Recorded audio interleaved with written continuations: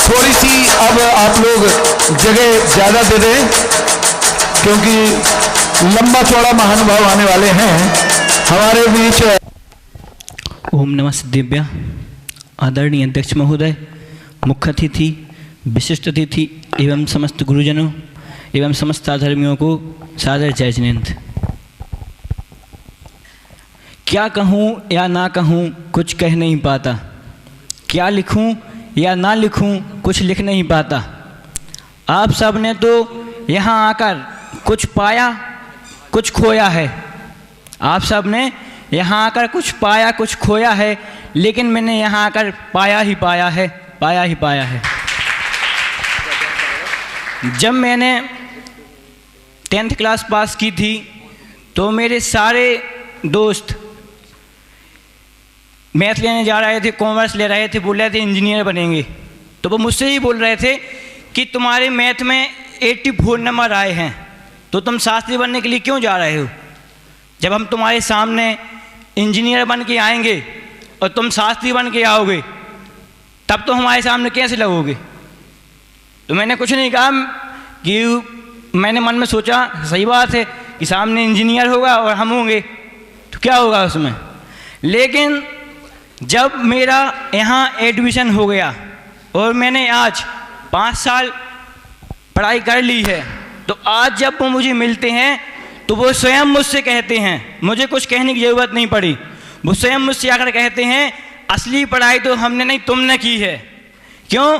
क्योंकि तुम धर्म का उपदेश देते हो, सभी के लिए पढ़ाते हो, तो तुम मंच पे बैठते हो, सभी इंजीनियर आदि सब नीचे बैठ के आपका उपदेश सुनते हैं। यहाँ आकर मुझे पूरा परिवार मिला, तो परिवार के लिए मैं कुछ पंक्तियाँ कहना चाहूँगा। सोच तो आपकी होगी, सोच तो आपकी होगी, पर आवाज़ देंगे हम। ख्वाब तो आपने देखा मगर आगाज़ देंगे हम। विदाई पर मेरी ओर से उपहार इतना है, विदाई पर मेरी ओर से उपहार इतना है, इरादे आपके होंगे मगर परवाज़ देंगे हम, मगर परवाज़ देंगे हम। सर्वप्रथम मैं बोलना चाहूँगा अपने गुरु प्रेम जी के बारे में कि उन्होंने यह संस्था खोली और आज हम सब यहाँ ज्ञान की शिक्षा प्राप्त कर रहे हैं। उनसे मैंने सीखा कि सत्य न्याय पर सदा चलो, सत्य न्याय पर चलना और जीवन संघर्ष से लड़ना मैंने उनसे सीखा है। इसके बाद आदरणीय रतन जी भाई साहब, वो जब घूमने के लिए साथ में जाते थे तो वो हमेशा कहते हैं सचिन, यदि कोई कार्य कर रहे हो तो उस कार्य को उसी में मन लगा कर करो, तब तो पुण्य प्रगति बनेगी, नहीं तो वो कार्य तो करना ही पड़ेगा, उल्टा क्या होगा, पाप पुण्य प्रगति ना बनकर पाप प्रगति बनेगी। इसलिए सदा उसी कार्य में मन लगाकर करो। इसके बाद आदरणीय धर्मेंद्र जी भाई साहब कहते हैं कि जब सेना युद्ध के क्षेत्र में लड़ने के लिए जाती है तो वह सेना युद्ध में अपनी जान की बाजी भी लगा देती है। क्यों लगा देती है? क्योंकि वह जानती है कि युद्ध में कोई उपविजेता नहीं होता, सदा ही विजेता होता है या परास्त होता है। ऐसे ही भाई साहब कहते हैं कि यदि आगे बढ़ना है तो हमेशा कुछ ऐसा कार्य करो सबसे हटके हो, हमेशा फर्स्ट नंबर पे आओ, ऐसा। और इसके बाद सौरभ जी भाई साहब, सौरभ जी भाई साहब तो हमारे भाई की तरह रहे। वह कहते हैं लीक लीक पर सब चलते हैं, लीक छोड़ के चलो लेकिन भटको नहीं, उसका ख्याल रखो कि मुझे कहाँ जाना है।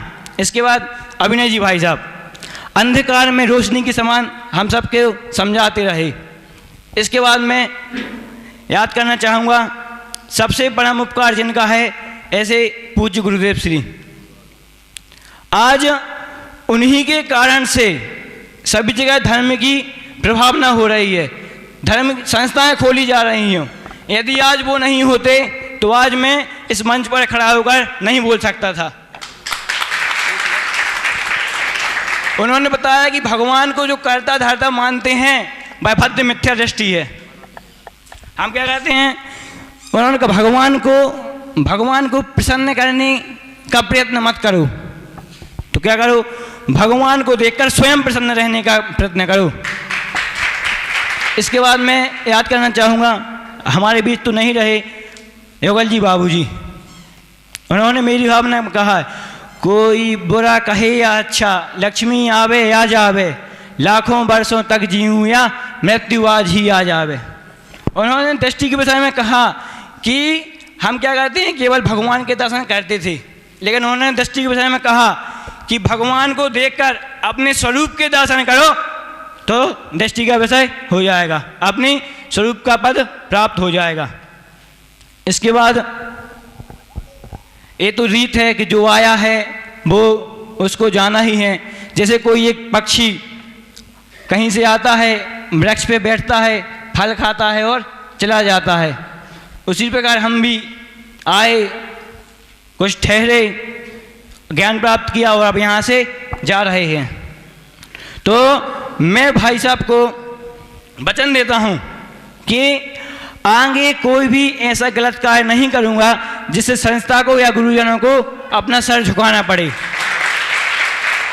सदा ही संस्था और गुरुओं का मान सम्मान रखते हुए इस संस्था को ऊंचा बनाने का प्रयत्न करूँगा। इसी मंगल भावना से अपनी वाणी को विराम देता हूँ।